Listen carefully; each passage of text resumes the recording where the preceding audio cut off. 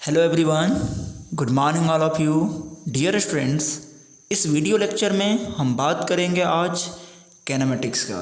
जैसा कि आप सभी बच्चे को पता है, हमने शुरू में ही बताया था मैकेनिक्स एक बड़ा ब्रांच है फिजिक्स का, जिसमें हम लोग को स्टडी करना है मोशन ऑफ रिजिड बॉडी की, अर्थात रिजिड दृढ़ पिंड के गति के बारे में अध्ययन करना।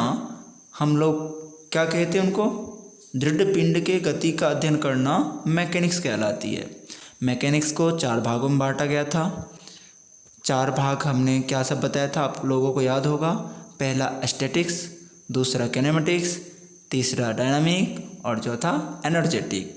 जिसमें से ऑफलाइन क्लास में पहला जो स्टैटिक्स था वो एंड हो गया था। उसके बाद कैनेमेटिक्स को हम लोग को समझने के लिए पैरामीटर्स चाहिए था। पैरामीटर्स जैसे कि position, distance, displacement, speed, velocity, acceleration with retardation, ये सारा टर्म्स आपको पढ़ा दिया गया था। उसके बाद 1D मोशन आया, उसे भी कंप्लीट पढ़ाया गया। उसमें आपने न्यूटन साहब ने जो इक्वेशन 3 दिए थे, v बराबर u plus a t, s बराबर u T plus half t square, v square बराबर यू स्क्वायर प्लस 2s, ये 3 इक्वेशन। एंड हमारे गैलीलियो ने जो 3 इक्वेशन दिए थे, एक दिए थे v average equal to u plus B by 2, and फिर दिया था उन्होंने डिस्टेंस यानी कि displacement equal to formula v average into time, and एक इक्वेशन दिया था v मिड में, यानी कि अगर किसी पार्टिकल्स की प्रारंभिक वेलोसिटी v1 और अंतिम वेलोसिटी v2 हो तो मिड में वेलोसिटी निकाले थे अंडर रूट v1 का स्क्वायर प्लस v2 का square by 2।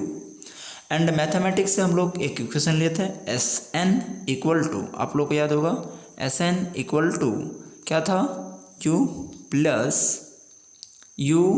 Plus a by 2 into 2n minus 1।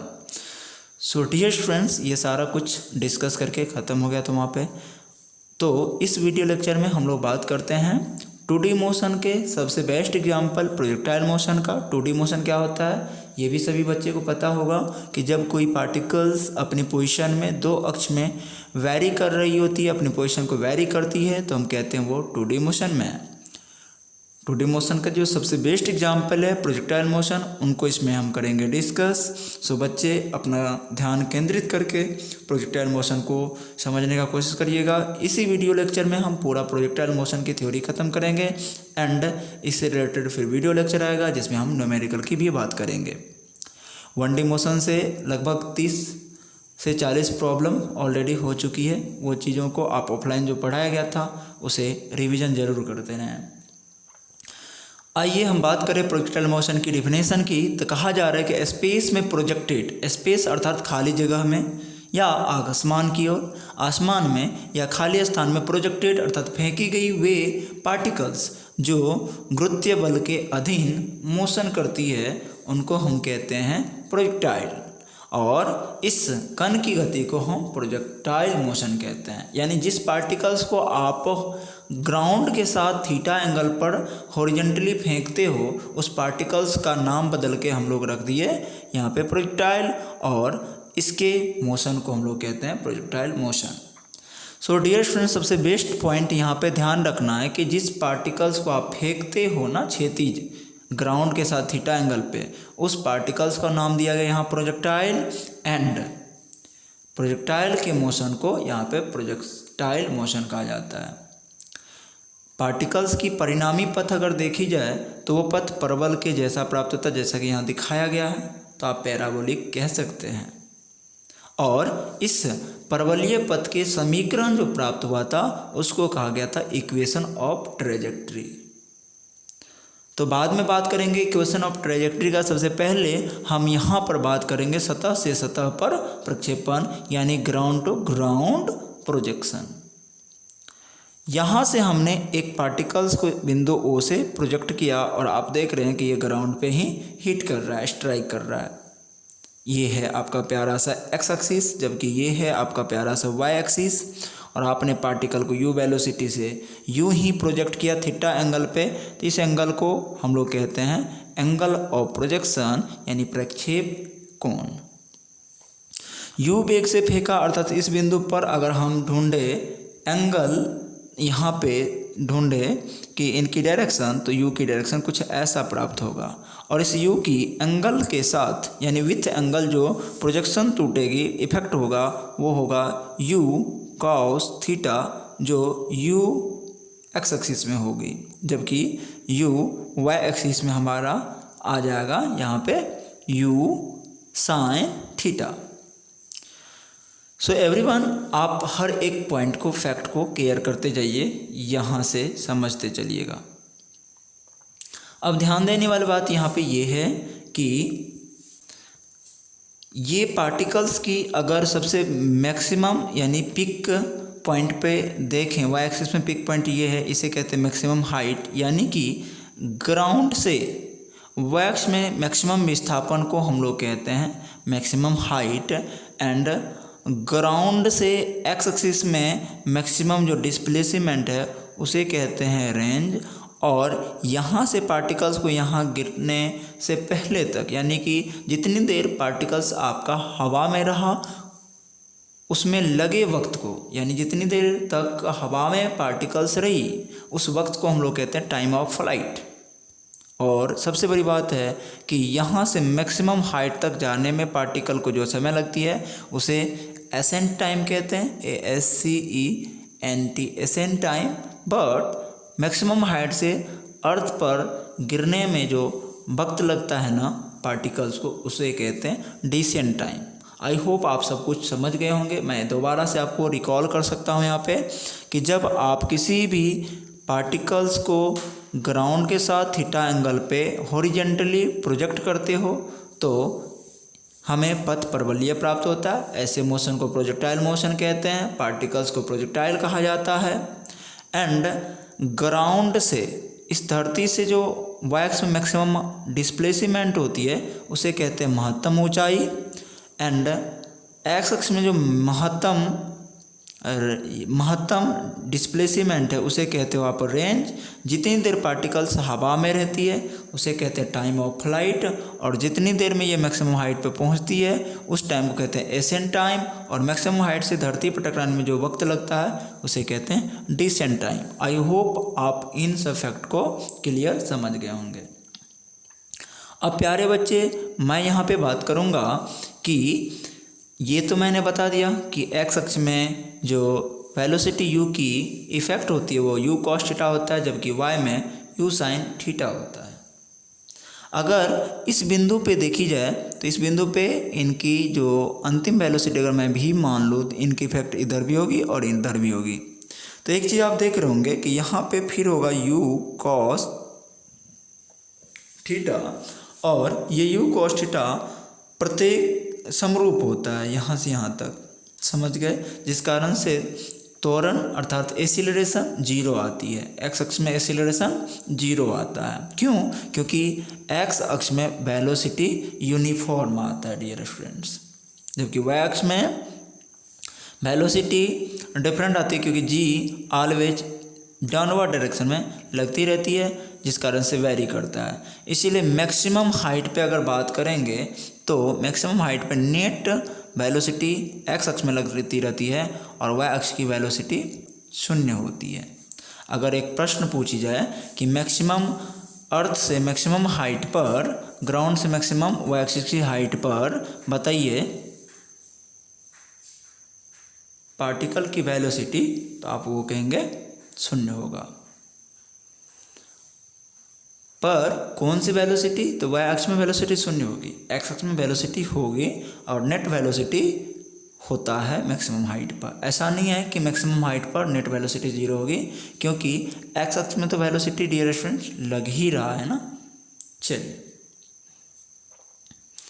Projectile motion 2 motion से मिलकर बना है। यहाँ पे आपको दिख रहा होगा, एक हॉरिजॉन्टल मोशन और एक वर्टिकल मोशन। हॉरिजॉन्टल मोशन में बात करते हैं तो u एक्स में u cos थीटा होता है, जो सब जगह समान होती है, जिस कारण से एक्स अक्ष में जो एक्सीलरेशन है वो 0 होती है। एक्स अक्ष के अनुदिश त्वरण 0 होता है, दैट इज ax 0 होगा, अर्थात वेग परिवर्तन नहीं हो रही है। टी वक्त में एक्स अक्ष के अनुदिश विस्थापन होगा u x into t, simple है, u cos theta into t. अब उदग्र गति की वर्टिकल मोशन की बात करें तो y अक्ष के अनुदिश प्रारंभिक वेग सभी बच्चों को पता है कि u साइन थीटा होगा और y अक्ष के अनुदिश गुरुत्व त्वरण नीचे की ओर होगा, इसलिए माइनस जे कैप होगा। एंड बिंदु P पर अगर y अक्ष के अनुदिश वेग पूछी जाए तो वो u y प्लस ए वाई टी हो जाएगा, क्योंकि v बराबर you plus a T put कर दीजिए और आप वहाँ पे सब्स्टिट्यूट कर दीजिए सब वैल्यू को, तो आ जाएगा आपको V Y equal to U Y minus G T, क्योंकि ए वाई त्वरण वाई अक्ष में क्या है ना कि वो माइनस जी है।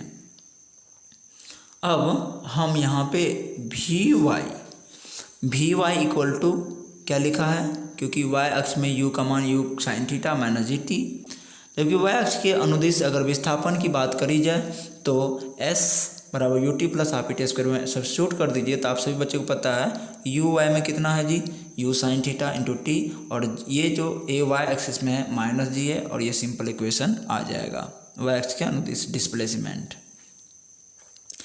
परिणामी गति यानी कि नेट मोशन की अगर बात करेंगे तो कुल प्रारंभिक वेग एक्स में भी है और वाई में भी है, तो सिंपल है ये चीज़ होगा।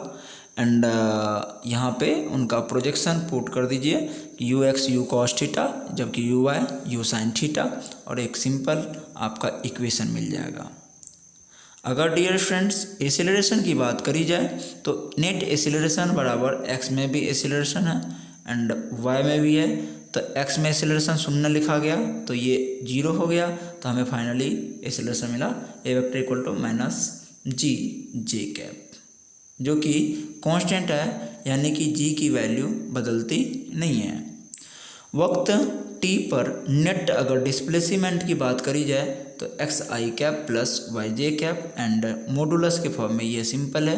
एंड एक्स का वैल्यू आपको पता है कि होता है यू कॉस थीटा टी का स्क्वायर, और वाई एक्सिस में आपको प्रोजेक्शन पता है u sine theta into T minus 1/2 जी टी स्क्वायर, और इनका वर्क कर दीजिए और कैलकुलेशन करिएगा तो आपको आर की वैल्यू सिंपल है कि मिल जाएंगे under root u square t square plus g square t to the power 4/4 minus u g t के क्यू साइन थीटा। आई होप आप ये इक्वेशन कर लेंगे। अब हम बात करने वाले हैं प्रक्षेप पथ के इक्वेशन की। प्रक्षेप पथ की इक्वेशन बहुत ही सिंपल है और कंपटीशन में कई बार पूछ ली जाती है, सो बच्चा केयर करके ध्यान दीजिएगा। जैसा कि आप सभी लोगों को पता होगा कि एक्स अक्ष में जो हमने अभी एक्स डिस्प्लेसमेंट निकाला you cos theta into T निकला था, और यहाँ से हम टी बराबर इक्वेशन लिख सकते हैं X by U cos theta, Y equal to you sine theta T minus half G T square. अभी कुछ देर पहले ही आपको बताया गया था कि U T plus half G T square होता है, एंड ये तो u साइन थीटा है, एंड टाइम की वैल्यू अभी निकाला था x by U cos theta equal to minus 1/2 G, और टाइम की वैल्यू पुट कर दिया, और यहाँ u कैंसिल हो गया। एंड जब आप कैलकुलेट करते हैं तो y की इक्वेशन आता है एक प्यारा सा y बराबर tan theta x minus G x square by 2u square cos square theta, और ये बहुत ज़्यादा इम्पोर्टेंट होती है। इसे ही कहते हैं हम लोग प्रक्षेप पथ की समीकरण। प्रक्षेप पथ की समीकरण अगर बात करी जाए यहाँ पे प्रक्षेप पथ के समीकरण और इनके रेंज के बीच रिलेशन की, तो वो रिलेशन बहुत ही अमेजिंग होता है डियर फ्रेंड्स, जो बार बार कंपटीशनों में पूछी जाती है। y इक्वल टू अभी मैंने सिद्ध किया था tan theta into x g x square by 2u cos square theta, और रेंज इक्वल टू आप सभी लोगों को पता होना चाहिए कि u square sine 2 theta by g होता है। तो हमने क्या किया ना, इन्हें इसमें सब्स्टिट्यूट कर दिया, और जब आर की इक्वेशन को यहाँ पे सब्स्टिट्यूट किया जाता है tan theta into x into यहाँ पे 1 माइनस यहाँ पे tan थीटा जो है डियर फ्रेंड्स हम कॉमन ले लिए, कॉमन ले करके आराम से 1 माइनस हमने g x by 2u square cos square theta into tan theta दे दिया, चूँकि हमने यहाँ tan थीटा से यहाँ पे मल्टीपल कर दिया tan थीटा, और यहाँ पे भी tan थीटा लिख दिया। दैट्स वाई हमने टेन थीटा कॉमन लिया। Tan theta X into one minus G X by two you square cos square theta into हम टेन थीटा को लिख सकते हैं sine theta by cos theta, एक कॉस थीटा कैंसिल आउट होंगे और हमारा होगा X tan theta one minus G x by U sine two theta. चूँकि आप सभी लोगों को पता होगा कि साइन टू थीटा बराबर two cos theta into sine theta होता है, जो यहाँ पे दिख रहा होगा।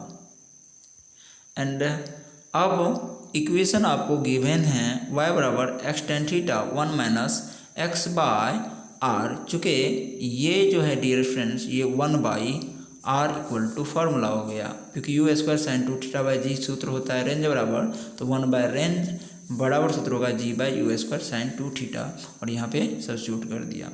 सो एक रिलेशन एस्टेब्लिश हुआ किन के बीच, तो यह पथ का जो परवलयीय पथ का इक्वेशन है, प्रोजेक्टाइल मोशन के पथ का जो इक्वेशन है और उनका रेंज जो है उनके बीच एक रिलेशन है जहाँ से न्यूमेरिकल पूछ ली जाती है। अब हम बात करने वाले हैं टी समय पर पार्टिकल्स की वेलोसिटी क्या होती है पॉइंट पी पे। पॉइंट पी को ये हमने उस प्रोजेक्टाइल मोशन में जो पाथ है, परवलयीय पाथ, पैराबोलिक पाथ, उस पर पी पॉइंट लिए हुए हैं, वहाँ पे हमें निकालना है वेलोसिटी। तो वो वेलोसिटी होगा v का modulus equal to under root B X square plus B Y square. And tan theta direction तो सब लोग वेक्टर से निकालते ही हैं। प्राप्त की गई महत्तम हाइट, मैक्सिमम हाइट सिंपल है डियर स्टूडेंट, आपको याद रखना है कि y फाइनल मैक्सिमम हाइट पर वाई एक्स में वेलोसिटी क्या हो जाएगी, जीरो, जीरो का स्क्वायर, और यू वाई तो आपको पता है यू साइन थीटा का square plus two minus g h, और ये फाइनली एच मैक्सिमम निकल के आएगा u square sine square theta by two g. तो ये फाइनली आपको निकल गया maximum height equal to formula u square sine square theta by two g. ये सारा का सारा इक्वेशन आपको हमेशा याद रहना चाहिए, क्योंकि यहाँ से प्रॉब्लम्स बहुत ज़्यादा पूछी जाती है। उड्डयन काल अर्थात time of flight equal to, अगर आपको व्यंजक निकालना है, एक्सप्रेशन फाइंड आउट करनी है, तो आपको सूत्र लागू करना एस वाई बराबर u T plus half A T square, जबकि ये वाई एक्सिस में है टाइम ऑफ फ्लाइट। तो हम वाई एक्सिस में जो भी डिस्प्लेसमेंट की बात करें तो जहाँ से फेंका वहीं गिरा, तो ये डिस्प्लेसमेंट कितना हुआ, जीरो हुआ। And u sine theta into t plus half G T square कर दिया, और वो g माइनस होने का यहाँ माइनस आ गया। एंड हमने फाइनली यहाँ पे टाइम निकाला two you sine theta by g. ये टाइम ऑफ फ्लाइट है, एसेंट टाइम निकालना हो तो इसी को टू से डिवाइड कर दीजिए, निकल जाएंगे, डिसेंट भी वही होगा।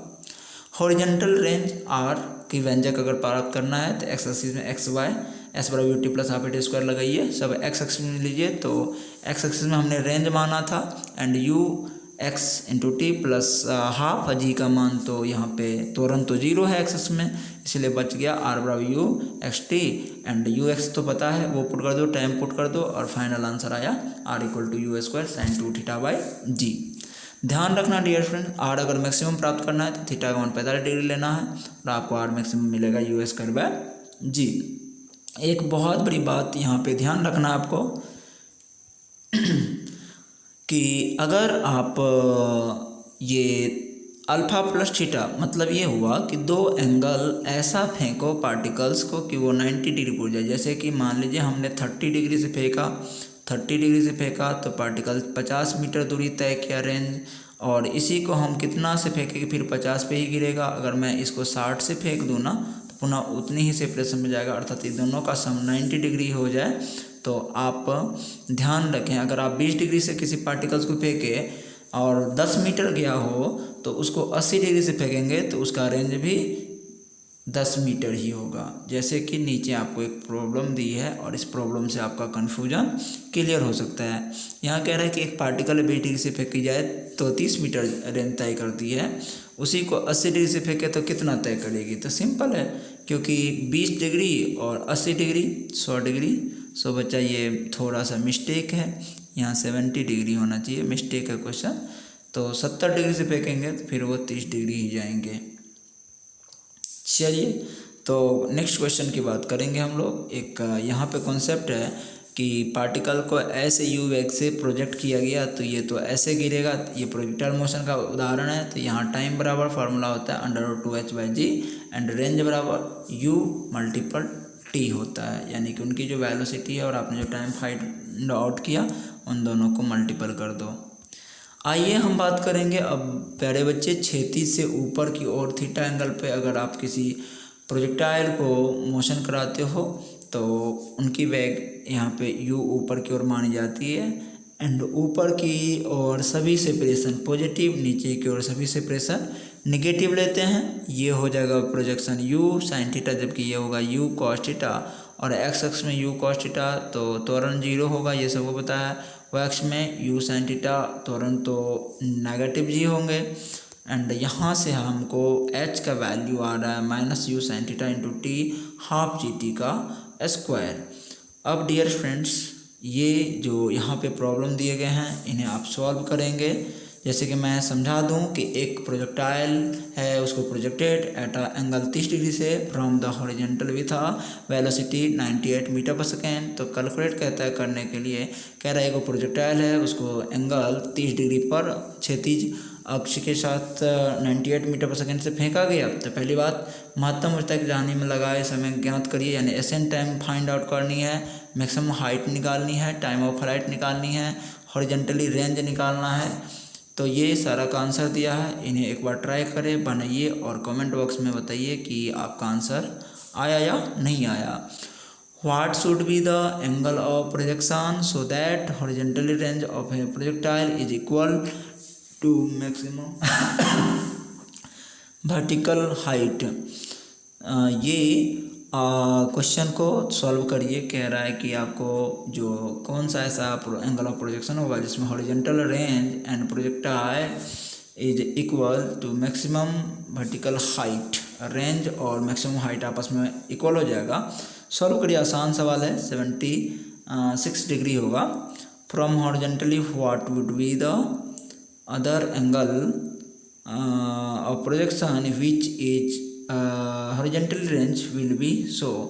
अगर आप किसी पार्टिकल्स को यहाँ से 10 डिग्री से प्रोजेक्ट करते हैं तो उनका जो है फिर कितना डिग्री से फेंकेंगे कि उतना ही रेंज आएगा। तो सिंपल है कि आप उन्हें 20 से अगर फेंका गया तो सिंपल है कि आप 70 से फेंके, 30 डिग्री से फेंके थे पहले तो आप 60 डिग्री से फेंक सकते हैं। सो आई होप डियर फ्रेंड्स आप ये सब प्रॉब्लम्स को सॉल्व कर लेंगे। तो यहाँ 3 प्रॉब्लम दिए गए हैं, तीनों प्रॉब्लम को आप सॉल्व करें। सो 2D मोशन यहाँ पे ख़त्म हुआ। 2D मोशन का सबसे बेस्ट एग्जाम्पल प्रोजेक्टाइल मोशन के एंड करने के फलस्वरूप अब हम नेक्स्ट बात करेंगे सर्कुलर मोशन का। सो आई होप आपको ये वीडियो लेक्चर अच्छा लगा होगा।